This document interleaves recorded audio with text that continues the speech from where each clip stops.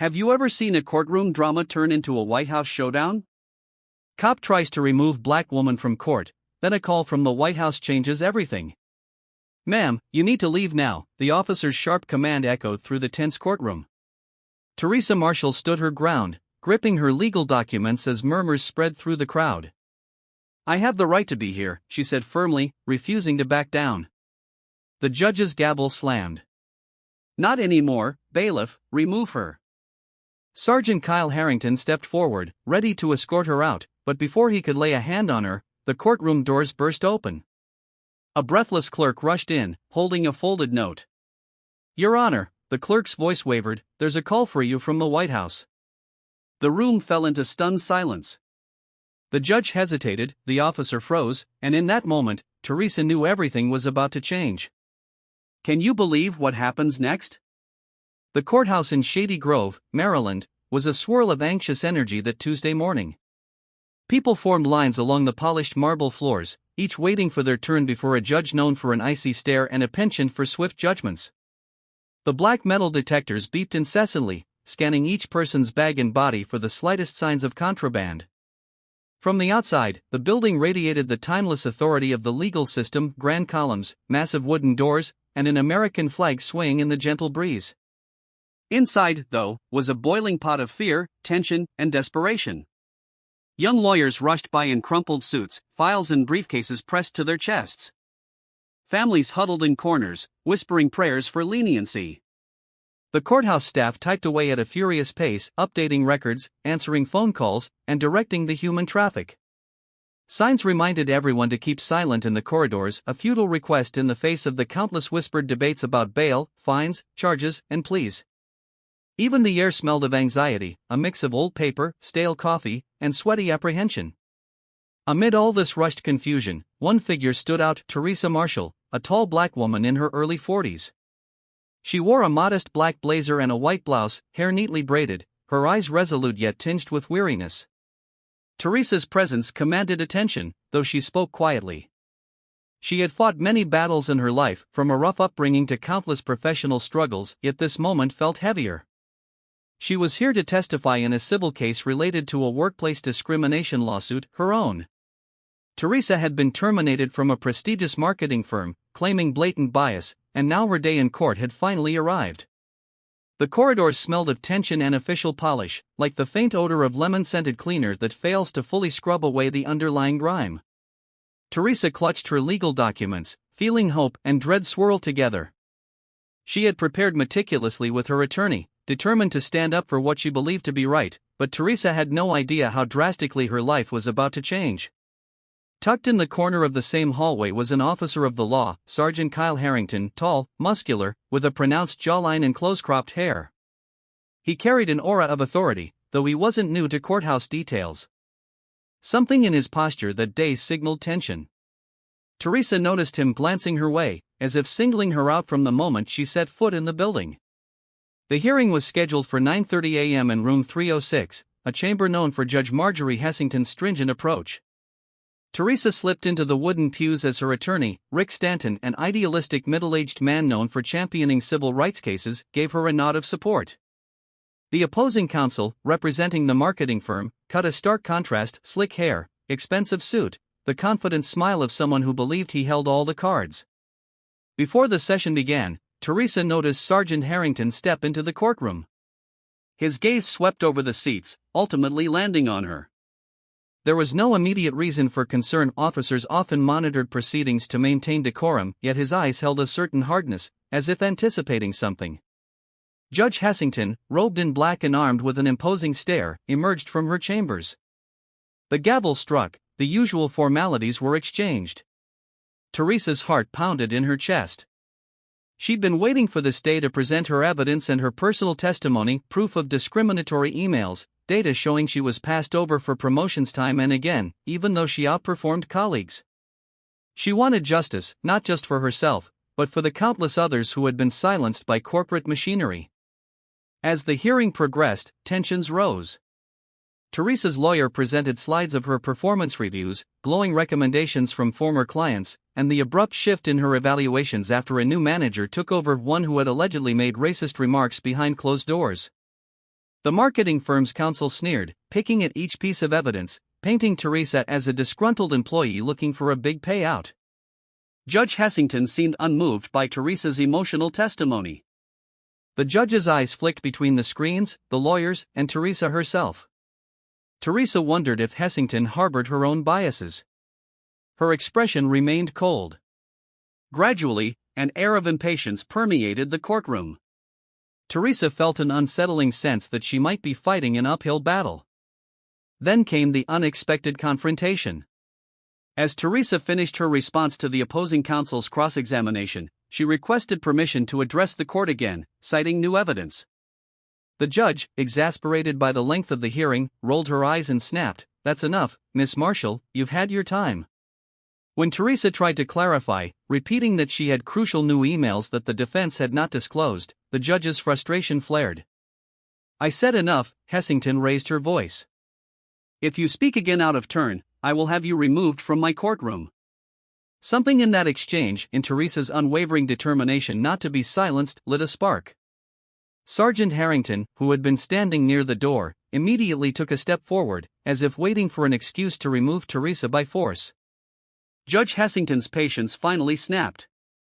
She pointed a finger at Teresa and announced, "Since you cannot follow instructions, Miss Marshall, I am ordering you to leave." Her gavel slammed down again, echoing through the courtroom. An audible gasp spread among the handful of observers. Rick Stanton leaped to his feet, trying to calm the situation. He explained that Teresa was under stress, that the new evidence could turn the case around, and that there was no disrespect intended toward the court. His words fell on deaf ears. "Bailiff, remove Miss Marshall from my courtroom now," Judge Hessington declared, using the official title for the courthouse security. Sergeant Harrington took that as his cue. He advanced toward Teresa with a look that plainly revealed he was more than willing to proceed. Teresa felt her world tilt. This was her chance to finally speak on record about the injustice she had suffered. Being thrown out meant her testimony could be discredited, her evidence ignored. Desperation gripped her. She opened her mouth to protest one last time, but Sergeant Harrington loomed over her, handcuffs clinking ominously at his belt. "Ma'am," he said sternly, "you need to leave now." Rick placed a gentle hand on Teresa's shoulder. "Let's go," he whispered, "we'll figure it out, don't make it worse." Hot tears of frustration prickled behind Teresa's eyes as she stood. She gathered her files, the meticulously prepared evidence that had suddenly become useless. The entire courtroom watched, some with pity, some with smug satisfaction. The stares weighed on her, fueling her sense of injustice. Harrington placed his hand on her upper arm, guiding her firmly toward the aisle. She felt a flush of anger. Why was it always so easy for those in power to silence black voices? The rage simmered beneath her calm exterior. She was no stranger to adversity, but this felt like a profound betrayal of the very justice system that promised to serve everyone equally. Quietly, but with a trembling dignity, Teresa walked toward the double doors. The entire fiasco had lasted mere minutes, but it felt like a lifetime's worth of humiliation. As she stepped out, Harrington's grip tightened for a moment, as if ensuring she knew she was under his control. She bristled but held her tongue. She needed to remain calm if she had any hope of salvaging her case. She could feel the eyes of the courtroom burning into her back. Little did Teresa know, the real battle was about to begin. The moment she crossed that threshold, time crawled. Harrington jotted notes on a small notepad, glancing at Teresa every so often. She resented that it felt like he was documenting her every breath, every twitch, as though collecting evidence of her guilt where none existed. She tried to remain composed, folding her hands in her lap. Outside the courthouse windows, the day grew brighter, sunshine streaming in. Teresa marveled at how life went on as usual beyond these walls. Traffic roared by, passers-by hustled to work, to brunch, to meetings, while her world felt like it had come to a grinding halt. After what seemed an eternity, Harrington slipped his notepad back into his vest pocket. He straightened, as though ready to escort her out. Then, to Teresa's surprise, he spoke in a low voice, not quite apologetic, but somewhat less vicious than before. "Look, lady, you put me in a difficult spot. The judge told me to remove you, I only followed orders." Teresa studied him carefully. She recognized that excuse, a variation of "I'm just doing my job," which marginalized people had heard countless times. She resisted the urge to lash out, reminding herself that anger could be used against her. Instead, she answered calmly, "I understand you have a job to do, Sergeant, but it also matters how you do it." His features hardened again, as if his brief moment of human connection dissolved under the sense of authority. "If you have an issue, you can talk to the judge. I don't make the rules," he said, turning away. Before he could walk off completely, Teresa mustered her courage. "One day you might be on the receiving end of injustice," she said softly. "Remember how you chose to treat people when you had power." He paused, his back to her, then continued on without replying.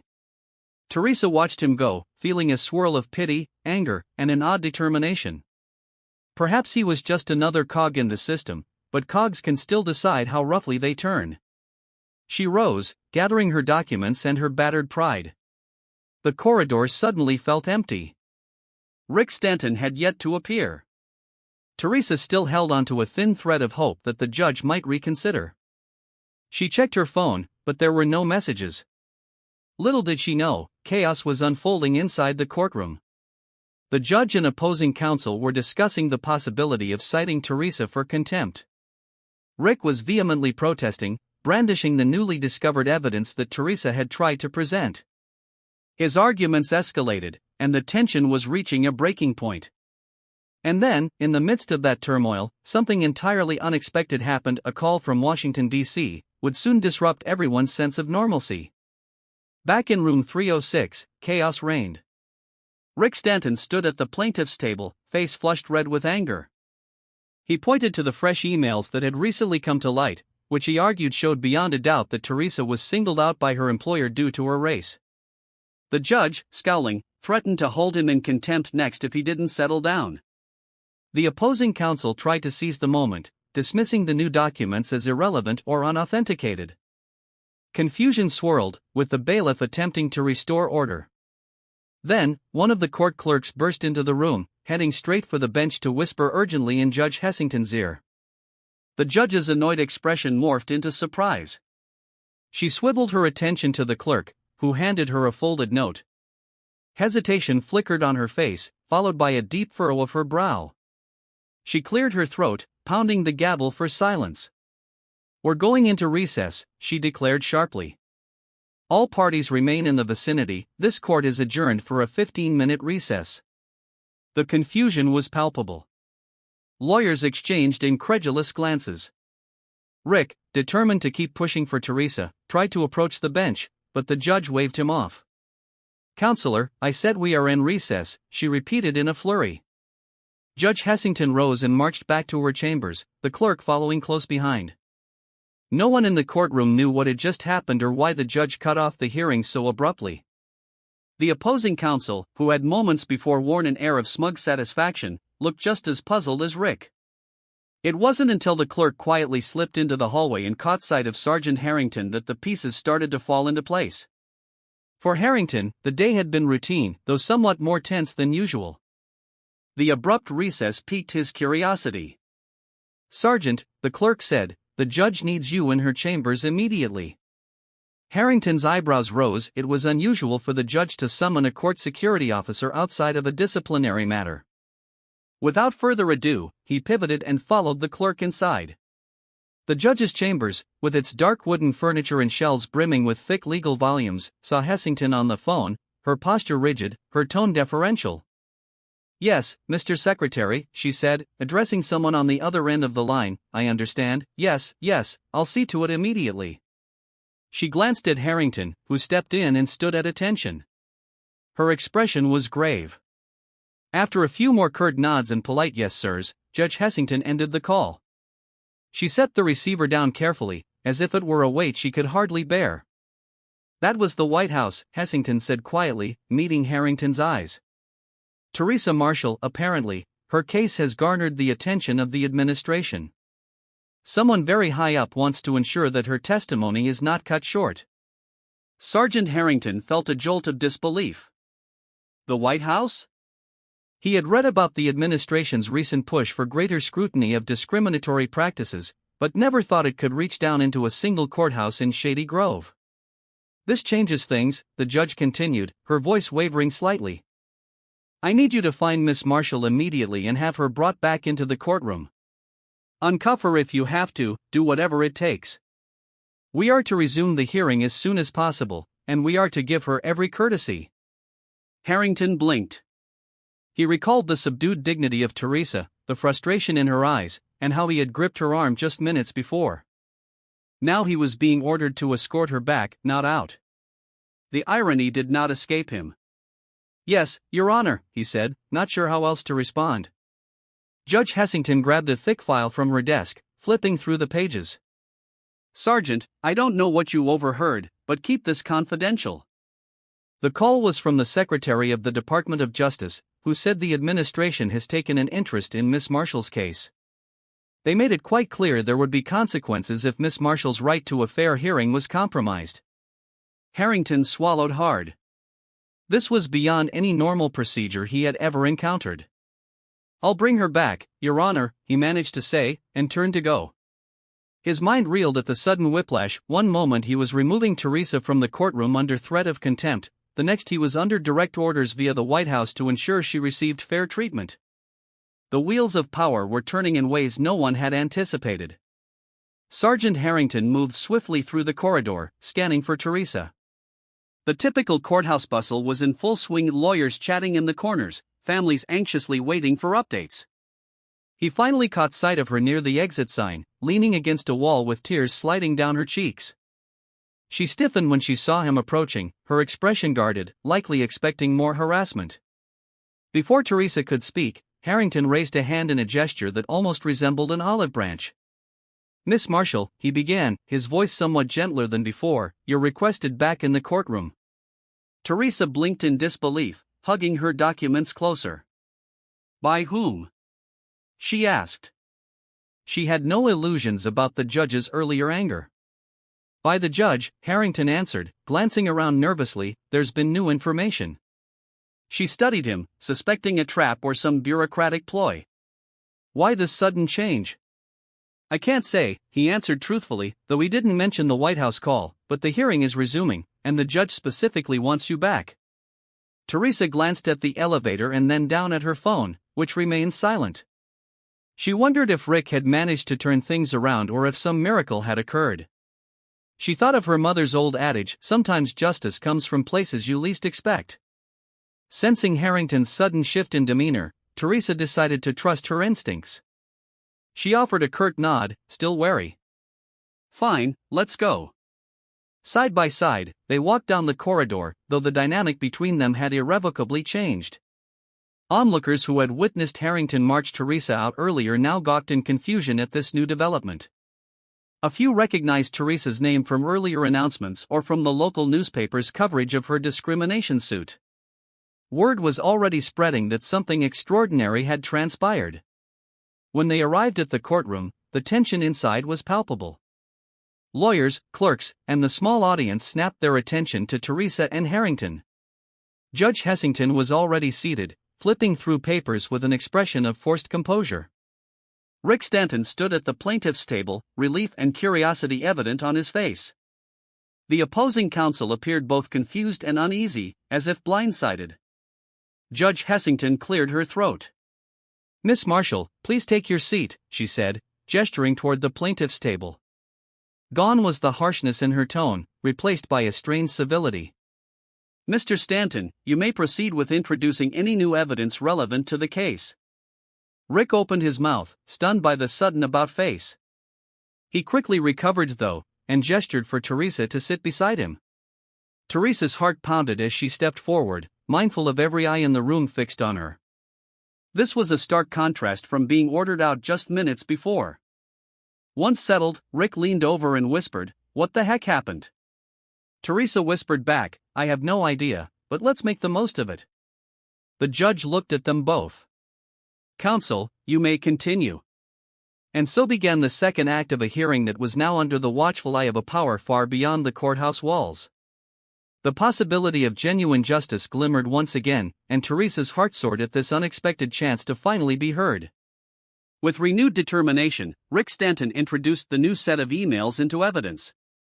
The overhead screens displayed messages that were undeniably racist in tone. The marketing firm's management seemed to single out Teresa, using coded language like she might not be a fit for our clients or referencing her urban style. One chain of messages revealed how her bonuses were downgraded with no explanation, while less qualified colleagues received promotions. The revelations stunned the courtroom. Even Judge Hassington, who had seemed indifferent before, appeared troubled by the blatant bias revealed. The opposing counsel sputtered, trying to object on grounds of relevance and authentication. However, Rick calmly laid out the digital trail of these emails, complete with metadata. The tension soared as every eye in the courtroom watched the timeline of discriminatory actions unfold. Teresa found herself in the unfamiliar position of having authority figures actually pay attention to her claims. She took a steadying breath before giving her statement. "This is not just about me," she began, voice trembling slightly. "It's about every employee who's been overlooked, underpaid, or mocked because of their race. These emails prove what I've been saying all along. They show a pattern of discrimination, and this pattern continues if no one stands up to it." The hush in the room was profound. Even the opposing counsel leaned back in his chair, losing the smug aura he'd carried earlier. He seemed to realize he was cornered, that these emails were more than just a minor inconvenience. They were a potential bombshell that could draw serious legal repercussions extending beyond Teresa's individual case. Over the next hour, Rick meticulously presented the context around each email. He also presented testimonies from two of Teresa's former colleagues, who had quietly submitted affidavits outlining similar experiences. While those colleagues feared retaliation, their words reinforced Teresa's claims, confirming a systematic practice of sidelining black employees. All the while, Teresa fought back a swirl of emotions: vindication, anger, relief, and weary resolve. This was what she'd spent months preparing for, yet she never imagined such a dramatic turn of events. She glanced once at Sergeant Harrington, who lingered near the back of the courtroom. Their eyes briefly met. He looked different now, as though he realized that he'd participated in something profoundly unjust earlier, even if inadvertently. Judge Hassington maintained a stoic expression, but her repeated notes and solemn nods suggested she was taking this evidence far more seriously than before. After the last email was displayed, she took a moment of silent reflection. Then she turned to the defense counsel. "Do you have any rebuttal at this time?" The defense lawyer stood up, shoulders visibly tight. We request a short recess to review these materials, Your Honor," he said, a tremor slipping into his usually confident tone. Hassington's gaze moved from the defense counsel to Teresa. "Very well, 30 minutes, let's reconvene promptly afterward, we have much to discuss." She banged the gavel lightly, and the room exhaled collectively. Teresa slumped in her chair, relief and adrenaline warring in her body. Rick reached over and patted her hand. "We've got them on the ropes, hang in there." As the lawyers began gathering their materials for the recess, Teresa felt her phone buzz softly. She pulled it out to see a message from a friend. "Turn on the news, your case is making headlines, something about a call from the White House." Teresa's eyes widened. She felt as though she'd been swept into an alternate reality. Just this morning, she was an ordinary citizen seeking justice. Now she was in the center of a national storm, uncertain and hopeful in equal measure. During the recess, the courthouse halls buzzed with speculation. Word had rapidly spread about the White House's involvement, though the details remained fuzzy. Some claimed the judge herself was being threatened with investigation if she didn't allow Teresa a fair shot. Others whispered that a high-ranking official had personally demanded the hearing proceed without bias. The more outlandish rumors suggested the president himself was on the phone, instructing the judge to do the right thing, though no one could confirm that. Teresa and Rick ducked into a quiet corner near the vending machines. They needed a moment to breathe and plan. Rick texted a few journalist contacts, verifying that the story had indeed reached a national audience. It seemed that someone had leaked Teresa's newly discovered evidence to news outlets, and the severe nature of the discrimination had caught the administration's attention. "This is a game-changer," Rick murmured, glancing at the texts from reporters. "They're saying this could set a precedent for federal anti-discrimination enforcement." Teresa's heart pounded. "I never wanted to be in the spotlight like this." Rick gave her a kind, empathetic smile. Sometimes the spotlight finds you, and if we play our cards right, you could help change a broken system. She lowered her gaze, thinking of Ava at home. Already, social media was ablaze. Teresa worried about her daughter reading hateful or personal comments, but if this was the price for uncovering injustice, Teresa was prepared to see it through. A voice from behind startled them both. "Excuse me," said Sergeant Harrington. He stood a few feet away, hands at his sides, the earlier tension in his posture less rigid. Teresa turned cautiously. "Yes?" He cleared his throat. "I wanted to say something." Rick looked at Teresa, ready to intervene if necessary. Harrington raised a hand in a placating gesture. "I just want to apologize. I was doing my job, but I realize now how it looked and how it felt for you, removing you like that. I'm sorry." Teresa studied him, searching his eyes for sincerity. She saw no malice, just a complicated mixture of regret and discomfort. "I accept your apology," she said quietly, "but it doesn't undo what happened." Harrington gave a curt nod. "I know. I wanted you to know. Good luck in there." He turned to go, then stopped himself. "If it's any consolation, I didn't think they'd actually listen to you, but it looks like you got some powerful people on your side." Teresa didn't respond. She watched him retreat down the corridor, a sense of emotional turmoil following in his wake. Rick placed a reassuring hand on her shoulder. "I told you, people can change, or at least acknowledge when they're in the wrong. Let's just stay focused on the hearing, okay?" She nodded. The countdown to the next session began. They had only minutes to finalize their arguments, but the sudden wave of publicity and support from high places felt like a turning tide. For the first time in months, Teresa sensed the possibility of a true victory. The rest of the proceedings felt almost anticlimactic by comparison. The defense tried to salvage their position, suggesting that the emails were unrepresentative and that their client's general policy was inclusive. However, the damage was done. Judge Hessington scheduled a separate hearing to determine damages and possible injunctive relief. Meanwhile, the Department of Justice liaison requested that all records be submitted for potential federal review. When the gavel finally came down, declaring the session adjourned, Teresa sat back in her seat, physically and emotionally spent. Rick, beaming, wrapped an arm around her in a quick congratulatory hug. "We did it," he whispered, though he knew the legal battle was far from over. Outside the courtroom, reporters with cameras and microphones swarmed. The case had exploded into public awareness, partly thanks to the White House's rumored phone call.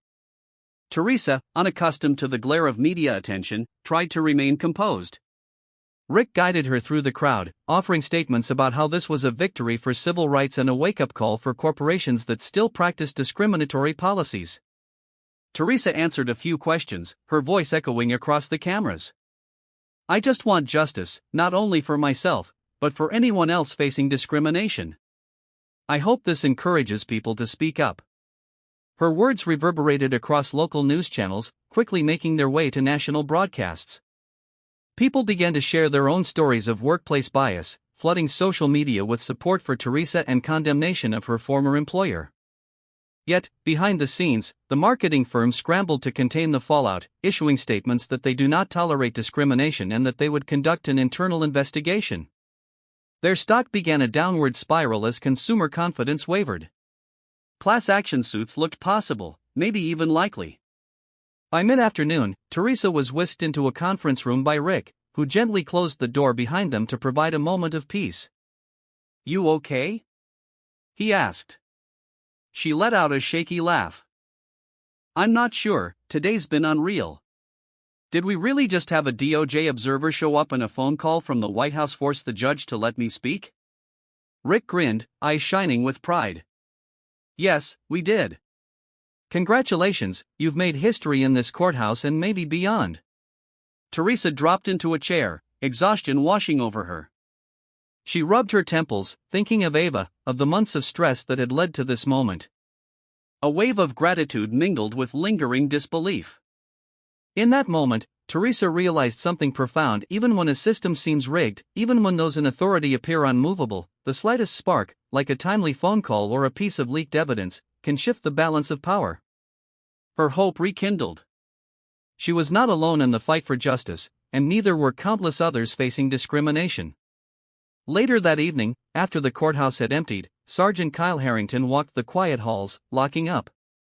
His colleagues had left, and the usual hustle of daytime traffic was now replaced by a hush. The overhead lights flickered softly, revealing the building's age and the countless stories that played out in its rooms. Harrington paused near courtroom 306, remembering the scene from earlier. He had never seen such a dramatic reversal, nor had he felt so personally implicated. Something in him had shifted. Perhaps it was the sincere conviction in Teresa's eyes or the sobering power of the White House's intervention. He took out a small notebook and flipped through the pages filled with his day notes, security checks, times people entered, times they left, the incident report on Teresa's removal. The more he thought about it, the heavier the guilt settled on his shoulders. He recalled the look on Teresa's face when he grabbed her arm. She hadn't been resisting, she was just desperate to be heard. A wave of disquiet rose in him. He had always prided himself on upholding the law, but in that moment, he'd become complicit in silencing a black woman who was simply fighting for her rights. Slipping the notebook back into his pocket, Harrington walked toward the exit, passing by the judge's chambers. The door was closed, but through the frosted glass, he could see the faint glow of a lamp. Perhaps the judge was still inside, grappling with the day's events. As he pushed open the heavy courthouse doors and stepped into the cool evening air, Harrington breathed deeply. He stared at the purple-orange hues of the sunset, feeling more introspective than he had in years. A sudden vibration from his phone snapped him out of his reverie. It was a text from his wife. "Are you okay? The news is all over the courthouse case, something about White House involvement." He typed back a brief reply. "I'm okay, busy day, let's talk when I get home." Then he stuffed his phone in his pocket and moved toward his car. He had a lot to think about. Maybe an apology was just the start of what he owed Teresa. Maybe there was more he could do in his position to ensure such injustices didn't happen on his watch. Change sometimes begins with a single step, a single moment of self-awareness. As he drove home, Harrington couldn't shake the feeling that he had crossed a threshold in his life. He could no longer plead ignorance or cling to neutrality. Whether he liked it or not, he had become part of a deeper story, one that demanded moral courage. In Washington, D.C., the corridors of power vibrated with their own brand of tension. The White House press secretary, Linda King, stepped into the daily briefing room filled with reporters eager to pounce on the morning's hot topics. The air conditioning fought against the heat of television lights, and the murmur of expectant voices settled as soon as Linda approached the podium. "Good morning," she began, scanning the crowd. "I'll take your questions now." Hands shot up, and Linda pointed to a reporter from the Associated Press. "Is it true that someone at the White House directly intervened in a local Maryland court case involving alleged racial discrimination?" the reporter asked, referencing Teresa's story. Linda kept her expression carefully neutral. "The administration, including the Department of Justice, is deeply committed to ensuring civil rights are protected across the nation. While I cannot comment on specific phone calls or communications, I can tell you that the federal government has the authority to investigate potential violations of civil rights law even at the local level." A chorus of follow-up questions erupted. Another reporter from CNN pressed, "But are you confirming or denying that the White House directly contacted a judge regarding Teresa Marshall's case?" Linda paused, choosing her words wisely. "What I can say is that the administration has been made aware of Miss Marshall's situation, and we take any credible allegations of discrimination seriously. The Department of Justice has the mandate to oversee and ensure compliance with federal anti-discrimination laws." That wasn't exactly a denial. The room buzzed with speculation. Linda then pivoted to another topic, but the seed was planted. There had indeed been some form of high-level involvement. Later, in a quiet hallway away from the press, Linda passed a staffer who whispered, "We're getting hammered on that Teresa Marshall question." Linda nodded curtly.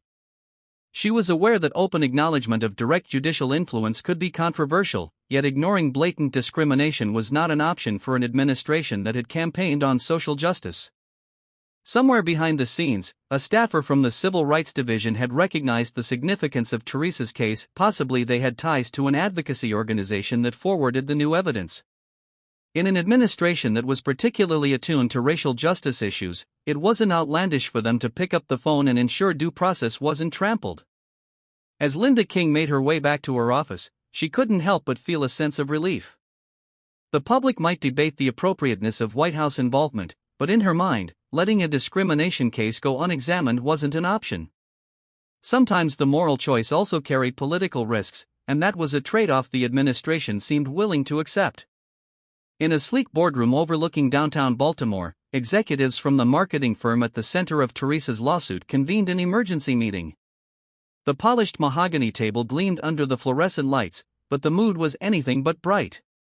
The CEO, a silver-haired man with tired eyes, scrolled through a barrage of negative headlines on his tablet. "This has escalated out of control," he muttered, his voice echoing in the silent room. "Our stock dropped another 3 points this morning." A marketing VP cleared her throat. "We've prepared a media statement stressing our commitment to diversity and inclusion. We're also launching an internal investigation." A low scoff came from the company's legal counsel, seated at the far end of the table. "That might not be enough," he said, adjusting his glasses. "This case has the potential to open us up to a class action lawsuit, and with the Department of Justice looking in, we're exposed on all fronts." The CEO frowned, rubbing his temples. "What about an out-of-court settlement with Miss Marshall? Can we make this go away quietly?" The legal counsel shrugged. "Possibly, but she seems determined to see this through, especially with all the media attention. We'd have to offer a substantial sum and a formal apology, plus demonstrate real changes in our corporate structure." Another executive piped up. "We also have to consider the employees who are complaining on social media, saying they face the same discrimination. This might not be a one-off. If we're not careful, we'll be fighting a dozen lawsuits." Tension mounted. For years, the company had gotten away with subtle biases, passing over certain employees for promotions, attributing failures to them more readily than to their white counterparts. It was a system so entrenched that most senior managers never questioned it. Now, the entire edifice was collapsing under the scrutiny that Teresa's lawsuit had brought. The CEO slammed his fist on the table, causing a pen to roll off. "We need damage control, and we need it now. Offer her a settlement, make changes if we have to, just fix this." Unbeknownst to him, a new wave of employees had already started drafting their own complaints. Teresa's courage and the dramatic events in court had emboldened them to come forward. The firm was on the brink of a seismic shift. While negotiations began behind the scenes, Teresa found unexpected allies rallying to her support. One was Melanie Cruz, a Latino woman who had once interned at the marketing firm under Teresa's supervision. She emailed Rick Stanton, describing how she had witnessed managers undermining Teresa. "She was the best mentor I ever had," Melanie wrote, "but they never gave her credit for her work, instead they ridiculed her ideas." Melanie volunteered to testify if needed, risking her own career prospects. Another ally emerged from an unlikely place, a current manager at the firm who claimed she was tired of the toxicity and was willing to speak out, even anonymously. Meanwhile, local civil rights groups organized a small rally outside the courthouse, holding signs that read, "Equal work, equal respect." A speaker from the local NAACP chapter declared, "We stand with Teresa Marshall. This is not an isolated incident, this is a reflection of systemic injustice that must be corrected." Inside Teresa's modest home, Rick explained the developments to her. "The company's lawyers are hinting at a settlement, they're also talking about an apology, but that might be more about PR." Teresa's mind whirled. Part of her wanted to settle, she was exhausted and financially strained, but another part urged her to hold out until real accountability was ensured. "What if we push for structural changes, like a mandatory diversity audit or new policies to prevent this from happening again?" she mused aloud. Rick nodded thoughtfully. "We can definitely make that part of the negotiation. The firm is on the defensive, we have leverage." A pang of worry tightened in Teresa's chest. "But what if they try to drag me through the mud, accuse me of wrongdoing?" Rick gave her a reassuring smile. "We have the evidence, and the White House involvement isn't a small thing. They're not going to risk a public spectacle that makes them look any worse." She let out a sigh. "I never wanted any of this attention, but if we can help fix this broken system, it might be worth it." Just then, a text came in on Teresa's phone. "Mom, you're trending again, hashtag Teresa's victory is going viral." It was Ava, excitedly sharing the latest wave of social media posts praising Teresa's bravery. Some called her a modern Rosa Parks, though Teresa felt that was an exaggeration. Still, she couldn't deny that something big was shifting in the cultural landscape, and her case had become a flashpoint. Even the city's mayor tweeted support, saying her administration would collaborate with local businesses to review hiring practices. Teresa marveled at how a single person's fight could lead to a cascade of social and corporate re-examination. As the firm's internal investigation proceeded, shocking details surfaced. It turned out that the manager who had overseen Teresa's division had a history of making racially charged comments. He'd also manipulated performance reviews for other minority employees. HR records revealed numerous complaints that were quietly dismissed or never properly investigated. These revelations spelled disaster for the company's reputation and for that manager. While he had once wielded power with near impunity, the new spotlight forced the executives to take swift, decisive action. He was terminated within days, escorted out of the building, just as Teresa had once been escorted out of the courtroom. The irony did not go unnoticed by employees, who whispered that karma had come full circle. As the manager packed up his belongings in a cardboard box, accompanied by security, he seethed with outrage, but public sentiment was overwhelmingly against him. Social media labeled him a textbook bigot, and calls for further accountability mounted. Even the local news ran a segment exposing his track record of discriminatory behavior. Meanwhile, the CEO wasn't spared from scrutiny either. Shareholders demanded explanations, and a group of major investors threatened to withdraw unless the company instituted a top-down review and replaced key leadership figures. The meltdown caused the board to convene multiple emergency sessions. In a matter of weeks, the once secure corporate power players found themselves on the defensive, forced to atone for years of veiled racism. This was the hard karma no one had expected when Teresa first filed her lawsuit. The system was punishing those who thought they could bypass accountability forever. Teresa sat in a polished conference room across from a team of the firm's lawyers. Rick Stanton was by her side, and the Department of Justice liaison observed via video call. The settlement negotiations had begun in earnest. The company's lead attorney cleared her throat. "We're prepared to offer a substantial monetary settlement, as well as cover all of Miss Marshall's legal fees." Rick exchanged a glance with Teresa. "What about institutional reforms?" he asked. The attorney pursed her lips. "We can commit to a diversity audit and revise training programs. We're also drafting a formal apology." Teresa leaned forward. "And how can we ensure this isn't just lip service?" "We need accountability measures, like quarterly reports on hiring and promotion practices overseen by a third party." The attorney's face tightened. "That's quite extensive." The DOJ liaison spoke up from the screen. "Perhaps not. Given the gravity of the evidence, external oversight might be warranted to ensure compliance with federal standards." The tension in the room soared. The firm's legal team conferred in hushed tones, scribbling notes. Teresa kept her gaze steady, her heart pounding. This was the moment that could shape not just her future, but the futures of many employees still at the firm. After a brief recess, the lead attorney returned with an amended proposal. It included a multi-million-dollar settlement, mandatory leadership shakeups, third-party oversight for at least 2 years, and a formal apology acknowledging discrimination had occurred. When Teresa and Rick reviewed the written draft, she felt tears well up. They were offering more than she had ever dreamed possible, yet the apology's language still felt passive and non-committal, phrases like regrettable circumstances and unintended bias. Teresa insisted on stronger language, pushing for an unequivocal admission of wrongdoing. The company lawyers balked at first, but with the DOJ and public scrutiny looming, they grudgingly relented. By the end of the marathon negotiation session, Teresa signed a historic settlement agreement that not only compensated her, but also mandated systemic changes within the firm. When the final signature was inked, a wave of relief and triumph washed over her. She couldn't help but think back to that moment in the courtroom when Sergeant Harrington had marched her out, and she believed her case was doomed. Now she held a legal document that symbolized a genuine step toward justice. The White House's involvement, the media attention, and her own steadfast resolve had all converged into this extraordinary outcome.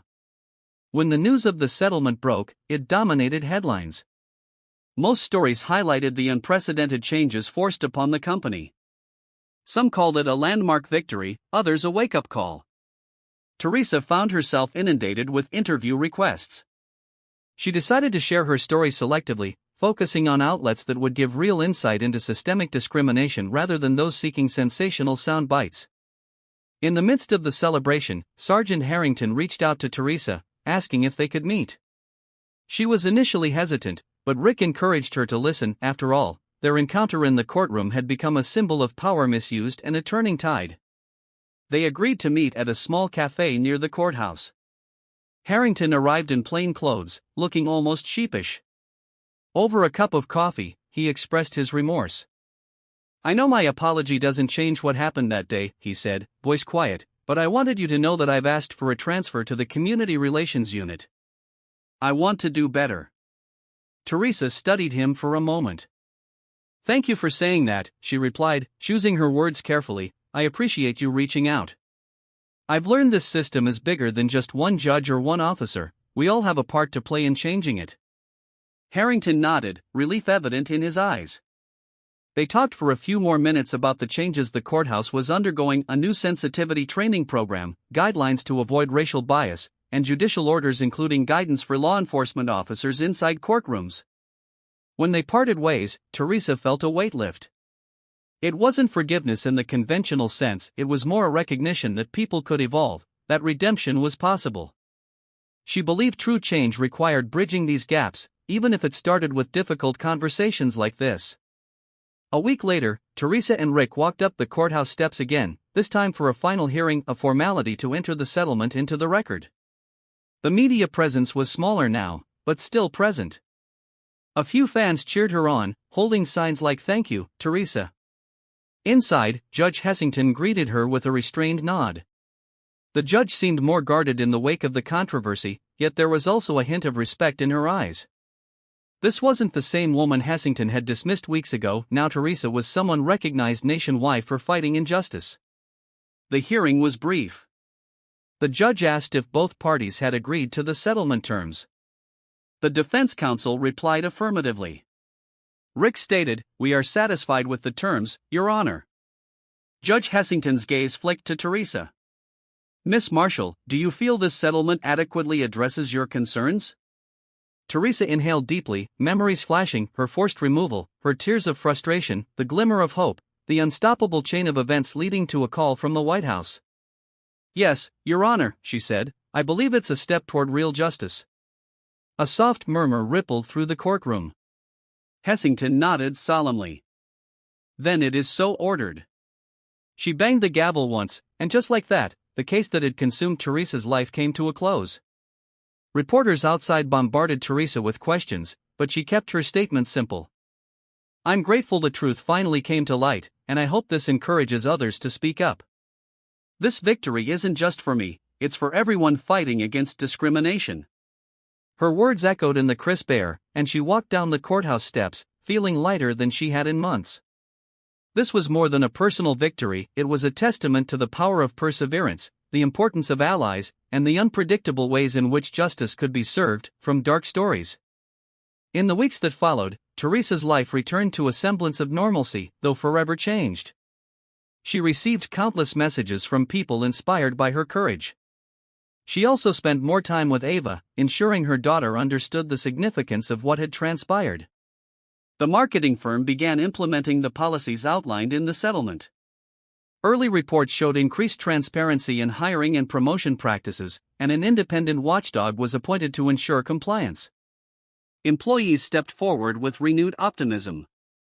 Teresa, for her part, decided to start a small consultancy, advising companies on fostering genuinely inclusive environments. With Rick's help, she set up a framework to offer training workshops and auditing services. Former classmates, colleagues, and even employees from her old marketing firm reached out for guidance. One rainy afternoon, as she reviewed some documents at her kitchen table, Teresa received a letter and official correspondence from the Department of Justice. Inside, she found a commendation for her role in exposing systemic discrimination, signed by a high-ranking official. The letter thanked her for making workplaces across the nation more equitable and just. Tears welled in Teresa's eyes as she read. This acknowledgement felt surreal.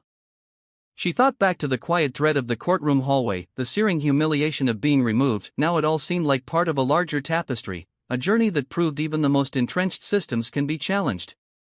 Outside, the rain clouds parted to reveal a slice of sunlight. A rainbow arched over the neighborhood. Teresa smiled, taking it as a sign of hope. She closed the letter, setting it gently atop the settlement papers, a symbol of how far she'd come. And so ends the remarkable tale of a single voice once silenced, then amplified by the highest reaches of power to achieve justice not only for herself, but for countless others who might otherwise remain unheard. From Dark Stories. Thank you for joining us on this extraordinary journey. Teresa Marshall's battle began as a single discrimination case buried in a crowded courthouse, but it exploded into a national story that rattled corporate offices and even found an echo in the White House. From her forced removal by a skeptical police officer to the game-changing intervention from Washington, Teresa's resilience and moral courage transformed her life and countless others. She showed us that when you stand firm in the truth, the ripples can move mountains. If this story inspired you or made you think differently about justice, be sure to let us know by liking, sharing, and subscribing.